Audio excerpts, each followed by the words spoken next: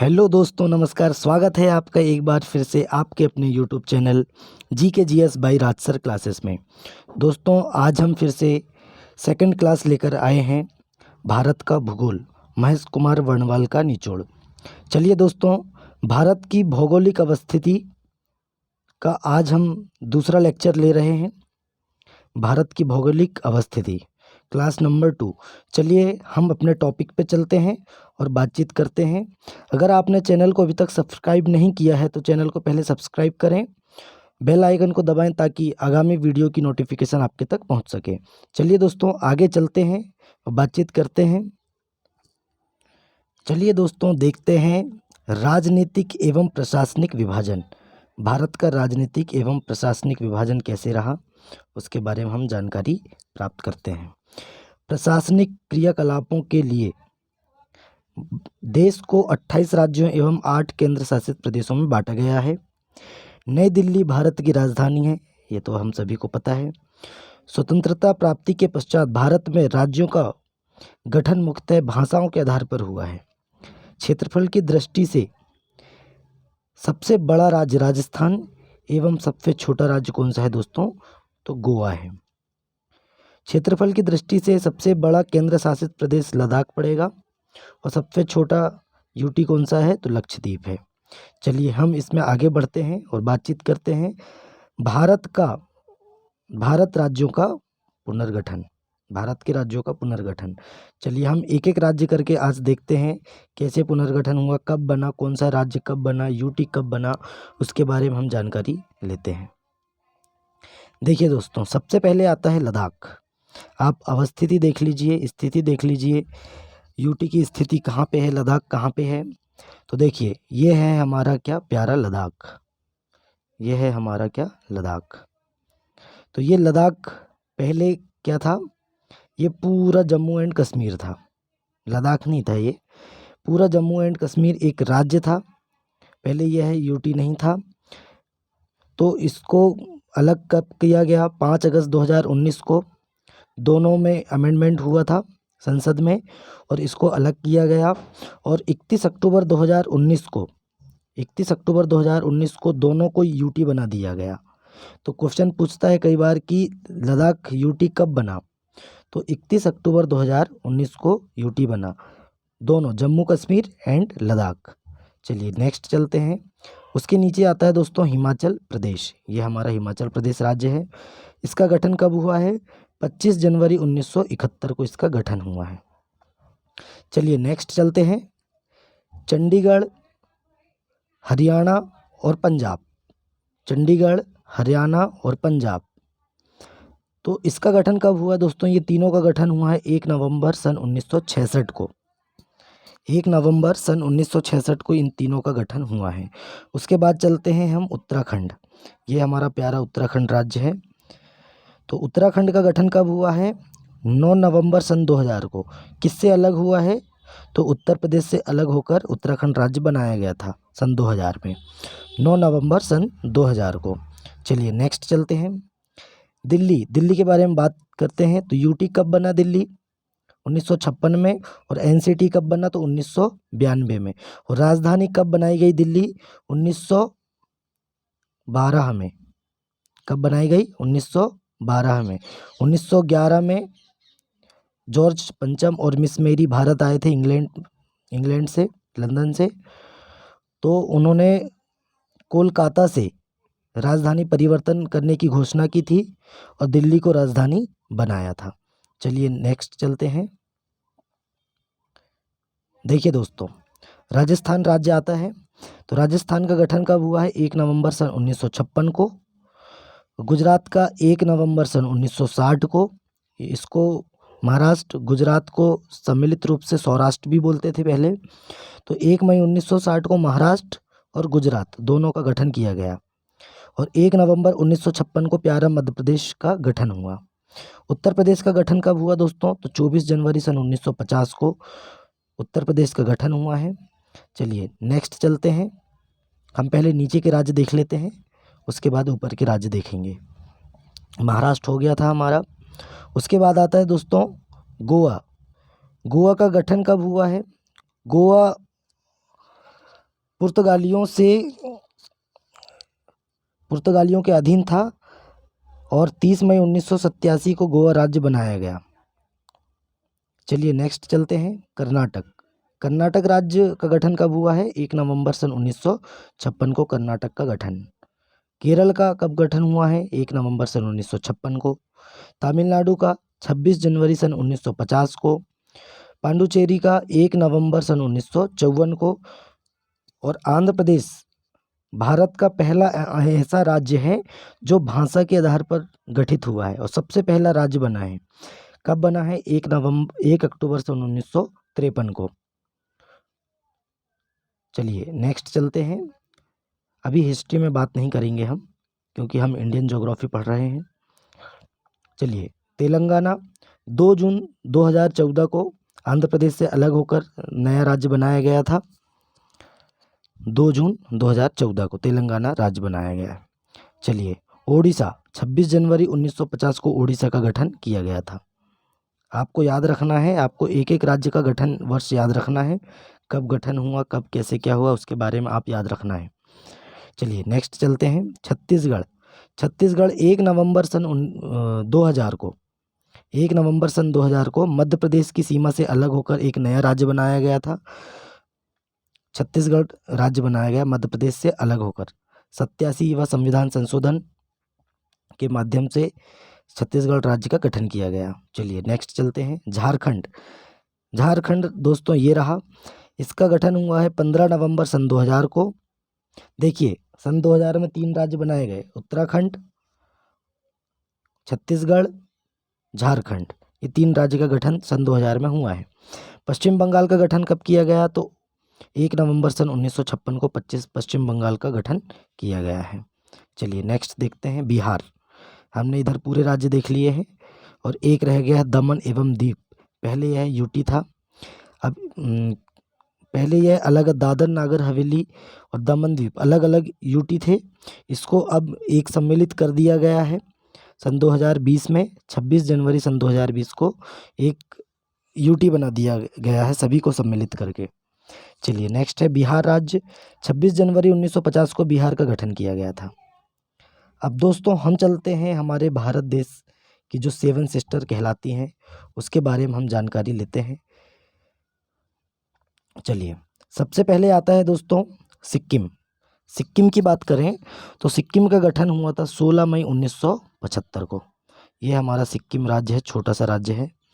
सिक्किम राज्य ऐसा राज्य है जो 3 देशों के साथ अपनी सीमा साझा करता है। नेपाल, यहाँ पे नेपाल है, इधर भूटान और इधर पड़ जाएगा तिब्बत, मतलब वर्तमान चाइना।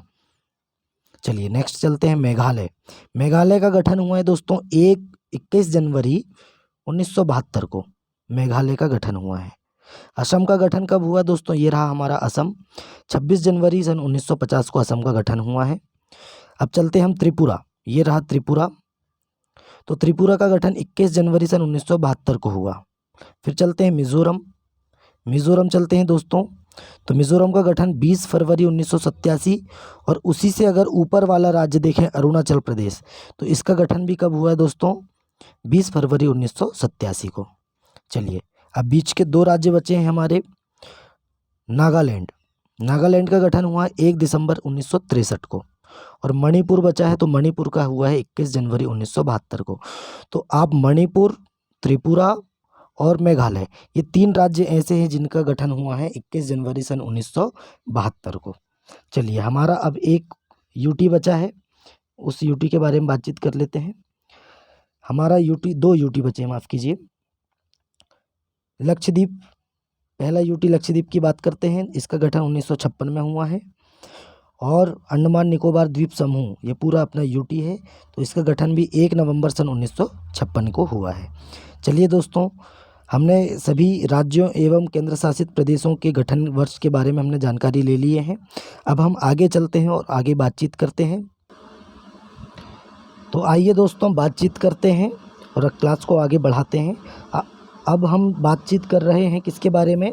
भारत के प्रमुख राज्य एवं उनकी राजधानी, यूटी की राजधानी, उसके बारे में हम बातचीत करेंगे।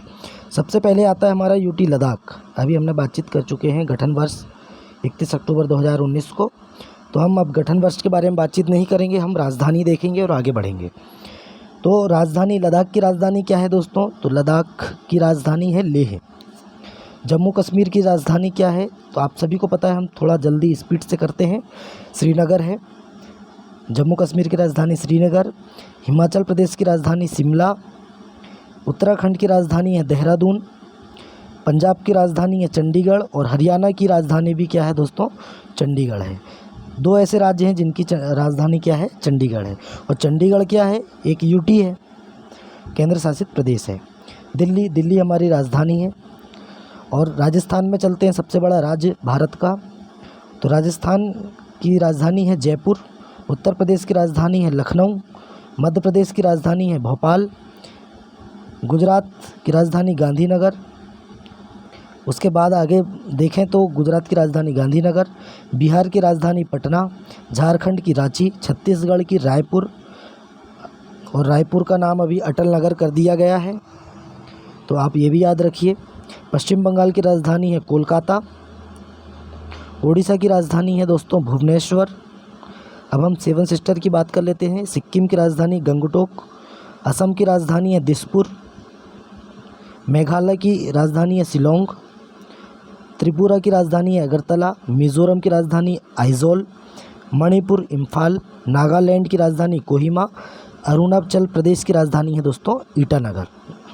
चलिए अब आगे और देखते हैं हम, और जो राज्य बचे हैं हमारे। चलिए, गुजरात की हो गई थी। महाराष्ट्र की राजधानी है मुंबई, ये मुंबई है। तेलंगाना हैदराबाद। गोवा की राजधानी पणजी। कर्नाटक की राजधानी बेंगलुरु।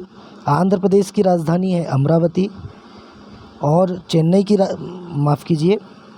तमिलनाडु की राजधानी है चेन्नई। और पांडुचेरी एक यूटी है अपनी। कराईकल। कवरत्ती लक्षद्वीप की राजधानी है। केरल की राजधानी तिरुवनंतपुरम है।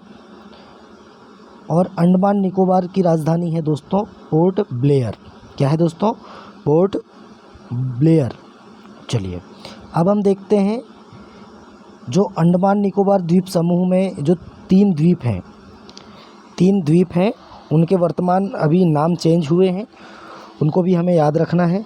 तो दोस्तों जो तीन द्वीप हैं उनके कौन कौन से नाम हैं, हम उनके बारे में जानकारी लेते हैं। तो सबसे पहले आता है 30 दिसंबर 2018 को यह नाम परिवर्तन किया गया। प्रधानमंत्री श्री नरेंद्र मोदी जी द्वारा इसका नाम परिवर्तन किया गया है।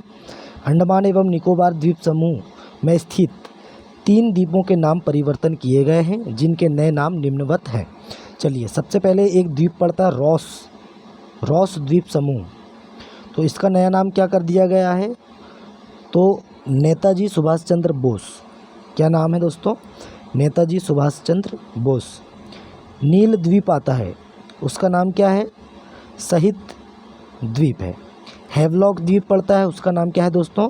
तो स्वराज द्वीप। देखिए, हम अगर ट्रिक लगाएं इसमें, जो रोस में होते थे, जैसे हमारे नेताजी सुभाष चंद्र बोस जी जो हैं वो हमेशा रोस में रहते थे, तो उससे हम याद रख सकते हैं रॉस द्वीप का नया नाम क्या है? तो नेताजी सुभाष चंद्र बोस, बोस। चलिए, जब नील की खेती होती थी तो बहुत सारे लोगों ने उसमें भाग लिया था, सत्याग्रह में। महात्मा गांधी जी द्वारा किया गया सत्याग्रह था, तो उसमें बहुत सारे लोग शहीद भी हुए थे। तो जो नील की जो खेती होती थी, शहीद हुए, तो नील द्वीप से आप याद रख सकते हैं शहीद द्वीप। चलिए, हैवलॉक, अगर किसी को हम जेल में लॉक कर देते हैं तो वो क्या होना चाहता है? आज़ाद होना चाहता है, अपना स्वराज प्राप्त करना चाहता है। तो हैवलॉक का मतलब स्वराज द्वीप। चलिए दोस्तों, हमने सभी राज्यों की यूटी और राज्यों की हमने राजधानी क्या क्या है वो देख चुके हैं, और थोड़ी सी हमने जानकारी भी ले चुके हैं। चलिए आगे बढ़ते हैं, आगे हमारा टॉपिक है। चलिए दोस्तों, अब हम देखते हैं भारत के प्रमुख राज्य एवं केंद्र शासित प्रदेशों की राजधानी। तो सबसे पहले देखते हैं दोस्तों लद्दाख की राजधानी क्या है? लेह है। जम्मू कश्मीर की राजधानी है श्रीनगर। हिमाचल प्रदेश की राजधानी शिमला। हम थोड़ा स्पीडली पढ़ाएंगे क्योंकि ये आप सभी को याद है ना। पंजाब और हरियाणा की राजधानी क्या है दोस्तों? चंडीगढ़ है। हिमाचल प्रदेश की शिमला है, उत्तराखंड की देहरादून, उत्तर प्रदेश की लखनऊ, राजस्थान की जयपुर, गुजरात गांधीनगर, मध्य प्रदेश भोपाल, बिहार की राजधानी पटना, छत्तीसगढ़ की राजधानी रायपुर, अटल नगर भी नाम हो गया, इसका नया नाम अटल नगर है, झारखंड की राजधानी रांची, पश्चिम बंगाल की राजधानी कोलकाता, ओडिशा की भुवनेश्वर, सिक्किम की गंगटोक, असम की दिसपुर, अरुणाचल प्रदेश ईटानगर, नागालैंड कोहिमा, मणिपुर इम्फाल, मिजोरम आइजोल, त्रिपुरा अगरतला, मेघालय शिमला, शिलोंग, माफ़ कीजिए शिलोंग। मेघालय की राजधानी क्या है दोस्तों? तो शिलोंग है। शिमला किसकी है? हिमाचल प्रदेश की। चलिए आगे चलते हैं, और भी राज्य हैं अपने पास। चलिए, दादर एवं नगर हवेली, दमन, उसकी राजधानी क्या है दोस्तों? दमन। महाराष्ट्र की मुंबई, गोवा की पणजी, तेलंगाना की राजधानी हैदराबाद, कर्नाटक की बेंगलुरु, आंध्र प्रदेश की राजधानी अमरावती, और तमिलनाडु की राजधानी है दोस्तों चेन्नई, और पांडुचेरी कराईकल, लक्षद्वीप कवरत्ती, केरल तिरुवनंतपुरम, अंडमान निकोबार द्वीप समूह पोर्ट ब्लेयर। हमने अब सभी राज्य एवं यूटी की राजधानी देख चुके हैं। अब कुछ और जानकारी ले लेते हैं दोस्तों। देखिए, 3 ऐसे द्वीप हैं। कौन से द्वीप हैं दोस्तों? 3 ऐसे द्वीप हैं जिनका नाम, नया नाम चेंज किया गया है, उनका नाम बदला गया है। तो देखते हैं हम। 30 दिसंबर 2018 को प्रधानमंत्री श्री नरेंद्र मोदी जी द्वारा अंडमान एवं निकोबार द्वीप समूह में स्थित 3 द्वीपों के नाम परिवर्तन किए गए हैं, जिनके नए नाम निम्नवत हैं। सबसे पहले रॉस। देखिए, हमेशा रूस में कौन रहते थे? नेताजी सुभाष चंद्र बोस। आप ट्रिक से भी याद रख सकते हैं। तो रॉस द्वीप नेताजी सुभाष चंद्र बोस द्वीप नाम रखा गया है। फिर आता है नील शहीद द्वीप। तो दोस्तों हम इससे भी अंदाज़ा लगा सकते हैं ट्रिक के माध्यम से कि नील की जो खेती होती थी, चंपारण सत्याग्रह हुआ था, तीन कठिया पद्धति के माध्यम से गांधी जी ने इसका विरोध किया था। महात्मा गांधी जी ने चंपारण सत्याग्रह का नेतृत्व किया था, तो उसमें बहुत सारे लोग शहीद भी हुए, हम इससे याद रख सकते हैं। तो शहीद द्वीप, नील द्वीप का नाम शहीद द्वीप। हैवलॉक, अब देखिए इसमें लॉक आया है। लॉक मतलब बंद, मतलब जेल में बंद। तो इसको मतलब वहाँ के लोग जो जेल में बंद हो गए, जो क्रांतिकारी, वो हमारा स्वराज प्राप्त करने के लिए ही उनको अंग्रेज़ों ने जेल में बंद किए थे, हम उससे भी याद रख सकते हैं। चलिए, हमने ये देख लिए हैं। अब हम नेक्स्ट चलते हैं दोस्तों। नेक्स्ट और कुछ जानकारी लेते हैं दोस्तों। हम अब आगे बढ़ते हैं और जानकारी लेते हैं फ्रांस के अधीनस्थ क्षेत्र और भारत में कब शामिल किया गया, और पुर्तगालियों के अधीनस्थ क्षेत्र कौन कौन से रहे और भारत में कब शामिल किया गया। तो देखिए, जो पश्चिमी तटीय क्षेत्र हैं वो किसके अधीन रहे हैं? तो पुर्तगालियों के अधीन रहे हैं। ये देखिए, दादर नगर हवेली है ना, दमन द्वीप, गोवा, ये सब किसके अधीन थे दोस्तों? पुर्तगालियों के अधीन। और जो पूर्वी तटीय क्षेत्र हैं, कौन से दोस्तों? पूर्वी तटीय क्षेत्र किसके अधीन रहे हैं? तो पूर्वी तटीय क्षेत्र किसके अधीन रहे हैं दोस्तों? तो फ्रांस के अधीन रहे हैं। चलिए अब देख लेते हैं हम कौन कौन से क्षेत्र हैं। तो सबसे पहले फ्रांस के अधीन देखते हैं। तो पहला क्षेत्र आता है दोस्तों चंद्रनगर है। चंद्रनगर, हम थोड़ा इसको बड़ा कर लेते हैं, आपको दिखाई नहीं देगा। चंद्रनगर है दोस्तों। तो चंद्रनगर का क्षेत्रफल कितना था? 26 वर्ग किलोमीटर इसका क्षेत्रफल था। कितना था दोस्तों? 26 वर्ग किलोमीटर इसका क्षेत्रफल था। और इसके बारे में हम जानकारी लेते हैं। तो इसके बारे में, तो दोस्तों चंद्रनगर जो पड़ेगा 26 वर्ग किलोमीटर है। 2 फरवरी 1951 को भारत में शामिल किया गया। पुदुचेरी है 280 वर्ग किलोमीटर।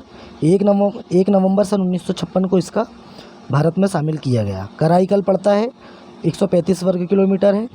1 नवंबर 1954 को भारत में शामिल किया गया। माहे 59 वर्ग किलोमीटर है। 1 नवंबर सन 1994 को इसको भारत में शामिल किया गया। यमन पड़ेगा 15 वर्ग किलोमीटर। तो 1 नवंबर सन 1954 को इसको भी भारत में शामिल किया गया। तो कुल क्षेत्रफल दोस्तों फ्रांस के अधीन कितना था? तो 515 वर्ग किलोमीटर था। देखिए दोस्तों, चंद्रनगर फ्रांस के अधीनस्थ क्षेत्र था, जिसका समेकन भारत में स्वतंत्रता पूर्व हो गया था। है ना, एक ऐसा क्षेत्र है जो भारत की स्वतंत्रता के पूर्व ही भारत में इसको शामिल कर लिया गया था। चलिए हाँ, अब हम दूसरा देखते हैं पुर्तगालियों के अधीन क्षेत्र।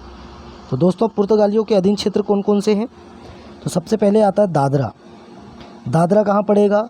अभी तो मुंबई जाते हैं अपन, तो मुंबई का आगे एक स्टेशन पड़ता है दादरा।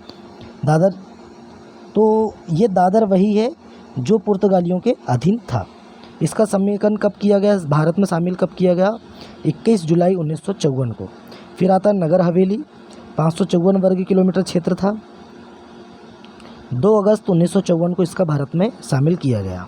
दमन व द्वीप 35 वर्ग किलोमीटर, 19 दिसंबर 1961 को इसको शामिल किया गया। देखिए दोस्तों, बहुत इम्पोर्टेंट है गोवा, 3090 वर्ग किलोमीटर का क्षेत्रफल है इसका, और ये भारत में कब शामिल किया गया? ये पुर्तगालियों के अधीन था, तो इसको भारत में शामिल किया गया है। कब किया गया? 21 दिसंबर 1961 को इसको शामिल किया गया भारत में। लेकिन अगर पूछा जाए, यहाँ पे देख लिए, अब नोट करके लिखा है, बहुत अच्छी बुक है महेश कुमार वर्णवाल, पूरा डिटेल में इसमें दिया है। हम वही कोशिश कर रहे हैं कि आपको हम डिटेल में पढ़ाएं। तो 30 मई 1987 को 56वें संविधान संशोधन के माध्यम से गोवा भारतीय गणतंत्र का 25वां राज्य, स्वतंत्र राज्य बना। कब बना? 30 मई 1987 को। लेकिन अगर पूछा जाए गोवा कब पुर्तगालियों से आज़ाद हुआ, तो 21 दिसंबर सन 1961 को। चलिए दोस्तों, हमने दोनों के राज्यों के बारे में बता दिए हैं।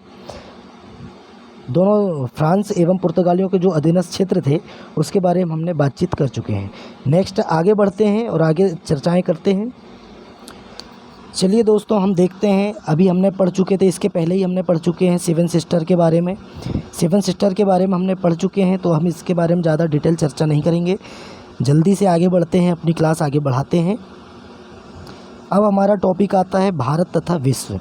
भारत तथा विश्व, अब उसके बारे में जान लेते हैं। देखिए दोस्तों, भारतीय भूखंड एशिया महाद्वीप के पूर्व और पश्चिम के मध्य स्थित है। भारतीय भूभाग एशिया महाद्वीप का दक्षिणी विस्तार है, बिल्कुल, और हिंद महासागर पश्चिम में, यूरोपीय देश और पूर्वी एशियाई देशों को मिलाता है एवं भारत को केंद्रीय स्थिति प्रदान करता है। विश्व में भारत ही एक ऐसा देश है जिसके नाम पर एक महासागर है। कौन सा है दोस्तों? तो हिंद महासागर है। भारत देश के नाम पर ही, हिंदुस्तान के नाम पर ही हिंद महासागर का नाम पड़ा है। चलिए, इसका प्रमुख कारण है दोस्तों, कारण है कि हिंद महासागर में भारत जैसी महत्वपूर्ण अवस्थिति एशिया के किसी अन्य देश की नहीं है।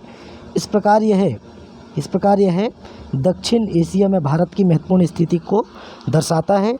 इसकी विशालता ने इसे उपमहाद्वीप की संज्ञा दी है। चलिए और आगे देखते हैं। भारत अपनी प्रायद्वीपीय आकृति के कारण हिंद महासागर के शीर्ष पर स्थित है। पश्चिमी तट में यूरोपीय देश, दक्षिण पश्चिम में एशिया एवं अफ्रीका तथा पूर्वी तट के एशियाई देशों तथा ऑस्ट्रेलिया के साथ भारत का संबंध स्थापित करने में सुविधा होती है। चलिए, हमने इसके बारे में थोड़ी सी जानकारी ले लिए है और देखते हैं कुछ जानकारी।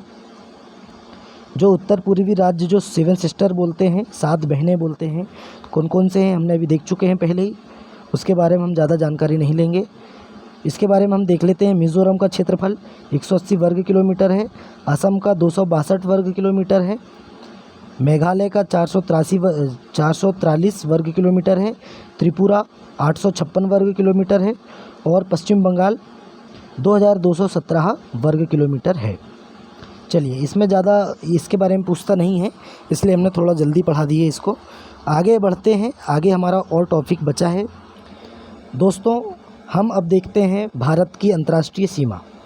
भारत की अंतर्राष्ट्रीय सीमा हमने पहले लेक्चर में भी पहले बता चुके हैं, लेकिन एक बार हम फिर से बताना चाहते हैं। देखिए, थोड़ा हम जल्दी कर लेते हैं इसको। भारत पाकिस्तान के साथ जो भारत की सीमा लगती है, ये देखिए, ये यहाँ तक है। कितने किलोमीटर है? 3323 किलोमीटर सीमा साझा करती है। भारत एवं अफ़गानिस्तान, वर्तमान में तो अब पाकिस्तान का आ गया है यहाँ पे, लेकिन अभी भी हम अगर सीमा के बारे में पढ़ें तो 106 किलोमीटर जो सबसे कम अंतर्राष्ट्रीय सीमा साझा करता है अफ़गानिस्तान भारत के साथ। फिर आता है दोस्तों चाइना, चाइना की बॉर्डर यहाँ से लग जाती है, ये देखिए आप यहाँ तक, और अरुणाचल प्रदेश के ऊपर से भी सीमा चाइना की लगती है। तो टोटल सीमा कितनी हो जाती है? 3488 वर्ग किलोमीटर। फिर आता है नेपाल राज्य, नेपाल देश आता है। नेपाल की सीमा यहाँ से लगेगी उत्तराखंड से, ये पहुँचेगी हमारे सिक्किम राज्य तक। तो दोस्तों 1751 किलोमीटर की सीमा साझा करता है नेपाल। फिर चलते हैं हम भूटान। भूटान ये रहा, ये सिक्किम है, सिक्किम से ये भूटान है, भूटान अरुणाचल प्रदेश तक छोटा सा देश है। तो इसकी सीमा लगती है 699 किलोमीटर। फिर आता है म्यांमार। म्यांमार की सीमा यहाँ से लगना चालू हो जाती है, आप देख सकते हैं। थोड़ा सा हम बड़ा कर लेते हैं इसको ताकि हम अच्छे से बता पाएँ। देखिए दोस्तों, ये जो है पूरा यहाँ तक ये म्यांमार देश की सीमा है। तो म्यांमार देश की जो सीमा है, कितनी सीमा लगती है? 1643 किलोमीटर की सीमा साझा करता है म्यांमार। सबसे ज़्यादा अंतर्राष्ट्रीय सीमा करने वाला देश कौन सा है दोस्तों? तो वह है बांग्लादेश। ये देखिए, आप देख सकते हैं, ये है बांग्लादेश। तो ये जो बांग्लादेश है सबसे ज़्यादा अंतर्राष्ट्रीय सीमा साझा करता है। कितनी सीमा है? 4096 किलोमीटर की सीमा साझा करता है। और एक बहुत ही महत्वपूर्ण क्वेश्चन बनेगा, त्रिपुरा एवं बांग्लादेश की सीमा को, देखिए दोस्तों, त्रिपुरा एवं बांग्लादेश की सीमा को जीरो लाइन कहते हैं। ये कभी भी किसी भी एग्ज़ाम में पूछ सकता है क्वेश्चन, क्योंकि अभी ऐसे क्वेश्चन पूछे नहीं जा रहे हैं, लेकिन हम डिटेल में पढ़ रहे हैं। तो हमें बिल्कुल याद रखना है कि जीरो लाइन किसे कहते हैं। तो जीरो लाइन कहाँ पे है? तो त्रिपुरा और बांग्लादेश की सीमा को क्या कहते हैं? जीरो लाइन कहते हैं। एक बार फिर से, त्रिपुरा और बांग्लादेश की सीमा को क्या कहते हैं दोस्तों? तो जीरो लाइन कहते हैं। चलिए अब हम दूसरे टॉपिक में चलते हैं, दूसरे टॉपिक में बातचीत करते हैं। चलिए दोस्तों, देखते हैं भारत की अंतर्राष्ट्रीय सीमा की लंबाई एवं संबंधित राज्य केंद्र शासित प्रदेश कितने केंद्र शासित प्रदेश एवं राज्य भारत की जो हैं अंतर्राष्ट्रीय सीमा साझा करते हैं। तो बॉर्डर पे कितने राज्य हैं दोस्तों? कुल मिलाकर यूटी और स्टेट मिलाकर 18 हैं। अब वह कौन कौन से हैं हम देखते हैं। बांग्लादेश के साथ 4096 किलोमीटर, और कौन सी रेखा है? रेड क्लिफ रेखा है। मतलब पहले यह पूर्वी पाकिस्तान था। पूर्वी पाकिस्तान 1971 में आज़ाद हुआ, बांग्लादेश बना। तो पहले रेड क्लिफ रेखा थी, और पाकिस्तान के साथ भी कौन सी रेखा है? रेड क्लिफ रेखा। और दोनों के साथ साथ कितने राज्य हैं? 5 राज्य लगते हैं। तो बांग्लादेश से लगने वाले राज्य कौन कौन से हैं? पश्चिम बंगाल, मेघालय, मिज़ोरम, त्रिपुरा और असम। अब देखते हैं दोस्तों चीन। 3488 किलोमीटर लंबाई है अंतर्राष्ट्रीय सीमा की, और कौन सी रेखा है बीच में? मैकमोहन रेखा। तो क्वेश्चन पूछा जाता है, भारत और चीन के मध्य कौन सी रेखा सीमा साझा करती है? तो कौन सी है दोस्तों? सीमा साझा करने वाली रेखा कौन सी है? तो मैकमोहन रेखा। देखिए, चीन के साथ लगने वाले राज्य कौन कौन से हैं? लद्दाख, यूटी, हिमाचल प्रदेश, उत्तराखंड, सिक्किम, अरुणाचल प्रदेश। कितने हैं टोटल? 5 आपको याद रखना है। पाकिस्तान के साथ 3323 किलोमीटर की सीमा साझा होती है, रेड क्लिफ रेखा बोलते हैं। कौन सी रेखा है? तो रेड क्लिफ रेखा है। कौन कौन से राज्य लगते हैं? तो गुजरात, राजस्थान, पंजाब, जम्मू कश्मीर और लद्दाख। चलिए, नेपाल 1751 किलोमीटर की सीमा साझा करता है, और कौन सी नदी सीमा बनाती है दोस्तों? तो काली नदी सीमा बनाती है, काली नदी। और भारत की काली नदी कौन सी नदी है? शारदा नदी। चलिए, नेपाल के साथ भी 5 राज्य सीमा बनाते हैं, उत्तराखंड, उत्तर प्रदेश, बिहार, पश्चिम बंगाल, सिक्किम। फिर चलते हैं म्यांमार, 1643 किलोमीटर की सीमा साझा करता है। 4 राज्य लगते हैं, 7 सिस्टर में से 4 राज्य कौन कौन से हैं? अरुणाचल प्रदेश, नागालैंड, मिज़ोरम, मणिपुर। चलिए, भूटान के साथ 4 राज्य लगते हैं, कौन कौन से हैं? पश्चिम बंगाल, सिक्किम, असम, अरुणाचल प्रदेश। अफ़गानिस्तान के साथ ड्यूरंड रेखा, भारत और अफ़गानिस्तान के साथ कौन सी रेखा सीमा साझा करती है? ड्यूरंड रेखा। लेकिन दोस्तों वर्तमान में यह रेखा पाकिस्तान और अफ़गानिस्तान के मध्य सीमा साझा करती है।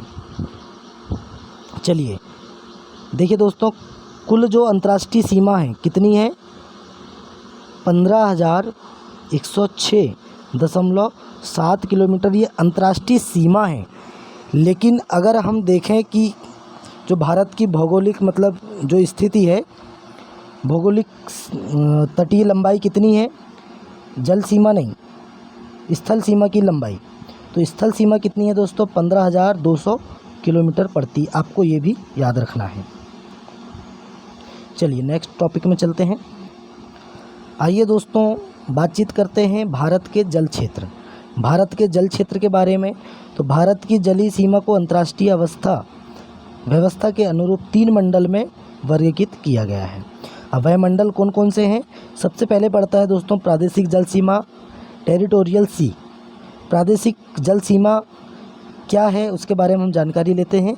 तो दोस्तों यह जो प्रादेशिक जल सीमा कहाँ से कहाँ तक विस्तार है, तो यह तटरेखा 12 नॉटिकल मील या समुद्री मील तक का क्षेत्र है।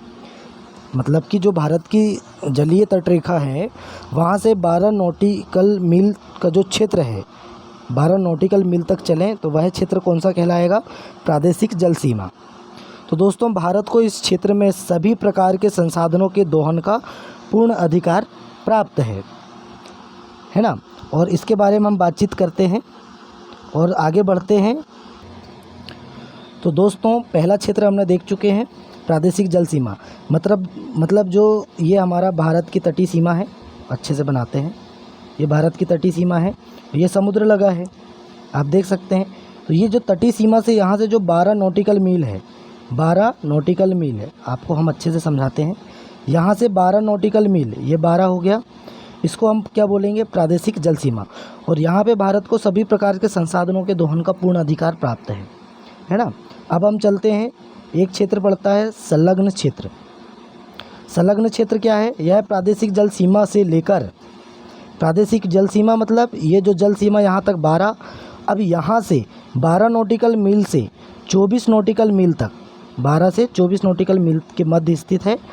आप्रवासी कानून, सीमा शुल्क, पर्यावरणीय स्वच्छता तथा राजकोषीय अधिकार से संबंधित कानून इस क्षेत्र में लागू होता है ना, आपको याद रखना है।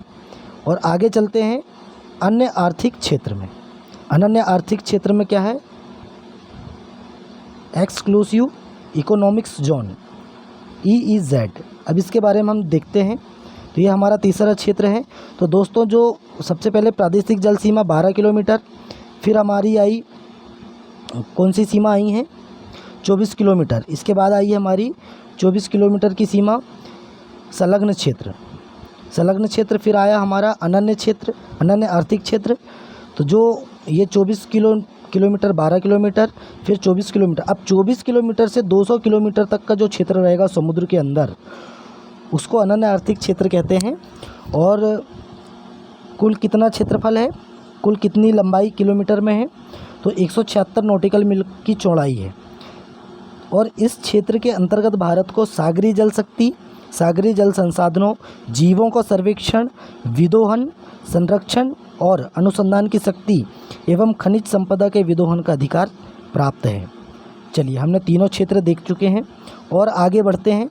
भारत की जलीय सीमा, अब भारत की जलीय सीमा देखते हैं। तो दोस्तों भारत की जलीय सीमा पे लगने वाले देशों के बारे में भी हम बातचीत करेंगे। भारत एवं श्रीलंका के बारे में जानकारी लेते हैं। तो भारत और श्रीलंका के मध्य सीमा बनाने वाले स्थानों का उत्तर से दक्षिण की ओर क्रम अब देखते हैं। पहले आता है पाक की खाड़ी, पंबन द्वीप, वहीं पर रामेश्वरम स्थित है, जहाँ पे भगवान श्री रामचंद्र जी ने भगवान शिव की मूर्ति बनाकर पूजा की थी। और आदम ब्रिज, आदम का पुल भी बोलते हैं इसको, एवं मन्नार की खाड़ी। भारत एवं इंडोनेशिया के बीच के बारे में बात करें तो देखिए श्रीलंका के मध्य कौन कौन सी, पाक की खाड़ी, पंबन द्वीप, आदम ब्रिज, मन्नार की खाड़ी, ये जो खाड़ी हैं, पुल हैं, ये भारत और श्रीलंका के मध्य हैं। अब हम देखते हैं भारत एवं इंडोनेशिया। भारत एवं इंडोनेशिया, भारत के ग्रेट निकोबार और इंडोनेशिया के सुमात्रा द्वीप के मध्य स्थित ग्रेट या महान चैनल इनके मध्य जलीय सीमा बनाते हैं, है ना। ग्रेट निकोबार अभी हम मैप के माध्यम से भी समझाएंगे आपको। अब चलते हैं हम भारत का एवं म्यांमार के मध्य कैसे मतलब सीमा साझा होती है उसके बारे में बातचीत करते हैं।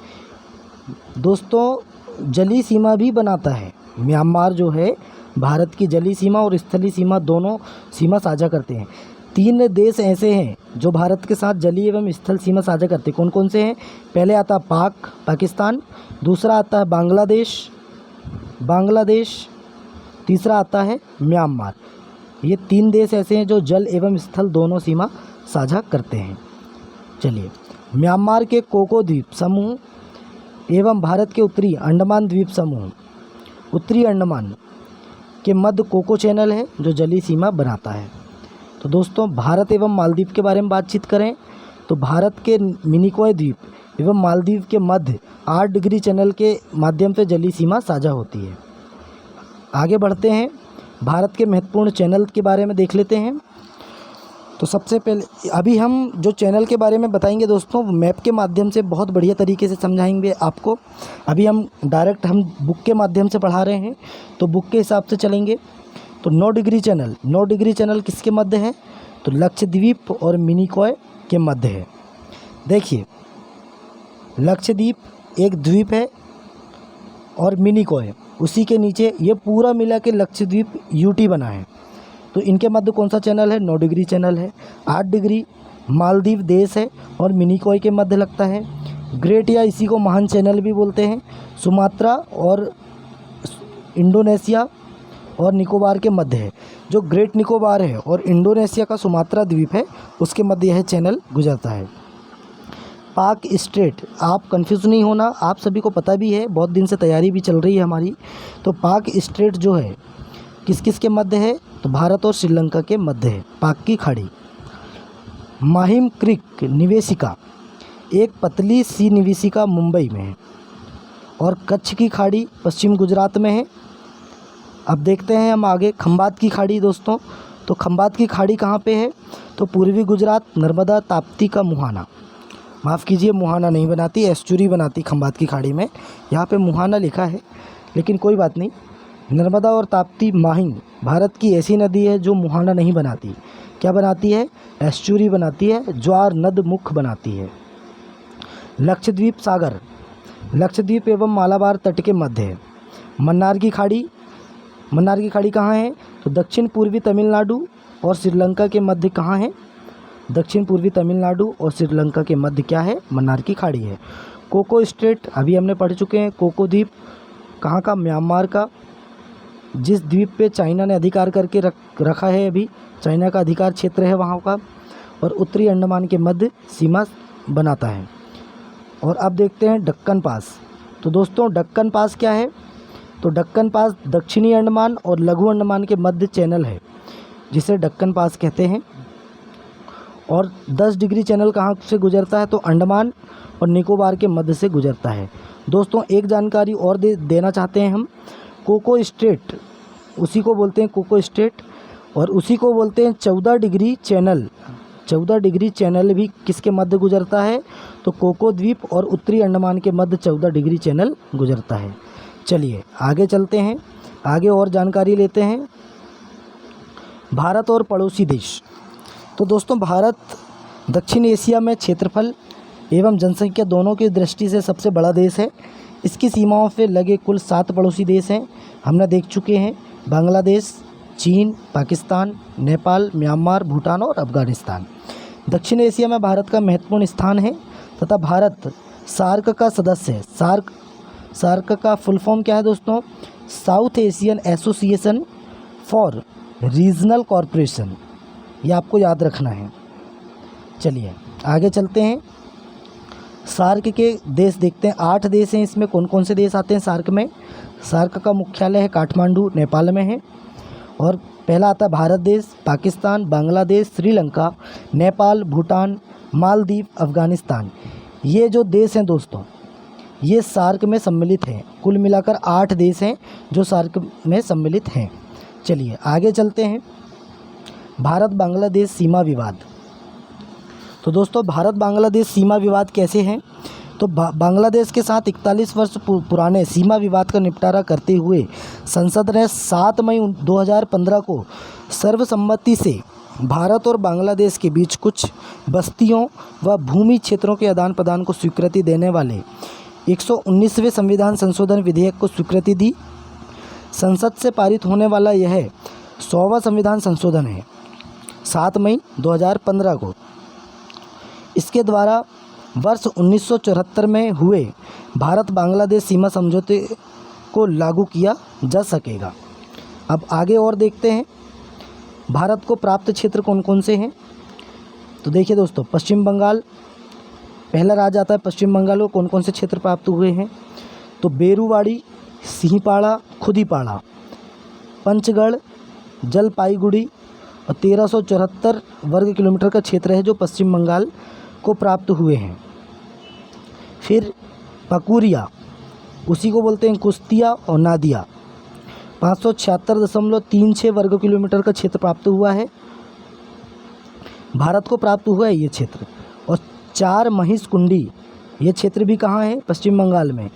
और हरिपाल, एलनपुर भी बोलते हैं इसको, हरिपाल या एलनपुर 53 वर्ग किलोमीटर और 393.33 वर्ग किलोमीटर क्षेत्र 4 महिषकुंडी का है। कुल कितना क्षेत्र हुआ पश्चिम बंगाल को प्राप्त, 2398.05 वर्ग किलोमीटर। फिर आता है अपना नेपाल राज्य। तो सबसे पहले आता है पिरदीवाहा। कौन सा आता है दोस्तों, पिरदीवाहा। पिरदीवाहा, फिर लिंगखत 1, लिंगखत 2, लिंगखत 3, डावकी, उसी को बोलते हैं तांबिल, नलजुड़ी 1 और नलजुड़ी 3। तो दोस्तों क्षेत्रफल के बारे में तो परीक्षा में पूछता नहीं है, सिर्फ स्थानों के बारे में पूछता कि कौन कौन से स्थान प्राप्त हुए हैं, ये आपको याद रखना है। कुल मिला के 240.578 वर्ग किलोमीटर क्षेत्रफल प्राप्त हुआ है मेघालय को। चलिए नेक्स्ट राज्य देख लेते हैं। माफ़ कीजिए, हो चुका है, त्रिपुरा बचा है।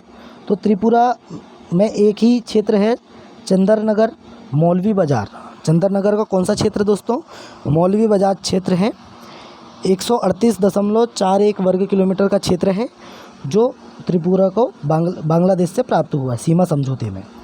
तो कुल जो क्षेत्रफल है बांग्लादेश से 2777.038 इतना क्षेत्रफल प्राप्त हुआ है भारत को। हमने राज्यों के माध्यम से बता चुके हैं, हमने ये देख चुके हैं, हम इसके बारे में बातचीत नहीं करेंगे। पड़ोसी देशों से संबंध और भारत के 18 राज्य एवं केंद्र शासित प्रदेश हमने पहले ही पढ़ चुके हैं। राज्यों और कौन कौन से देश के साथ कौन कौन से राज्य लगे हमने पहले ही देख चुके हैं। देखिए, भारत की स्थलीय सीमा उत्तर पश्चिम में पाकिस्तान और अफ़गानिस्तान, उत्तर में चीन, तिब्बत, नेपाल और भूटान तथा पूर्व में म्यांमार और बांग्लादेश के साथ जुड़ी है। और दोस्तों जलीय व समुद्री सीमा से संबंध 7 देश हैं। देखिए, स्थल सीमा के साथ भी 7 देश लगते हैं, हमने देख चुके हैं पूर्वानुसार। और जलीय सीमा के साथ साझा करने वाले देश भी 7 हैं। वह कौन कौन से देश हैं, तो देश हैं दोस्तों Bangladesh, Myanmar, Thailand, Indonesia, Sri Lanka, Maldives और पाकिस्तान। ये 7 ऐसे देश हैं दोस्तों, आपको याद रखना है, जो कि सीमा साझा करते हैं जलीय सीमा भारत के साथ। अब देखते हैं दोस्तों पश्चिम बंगाल को कौन कौन से क्षेत्र प्राप्त हुए थे। माफ़ कीजिए,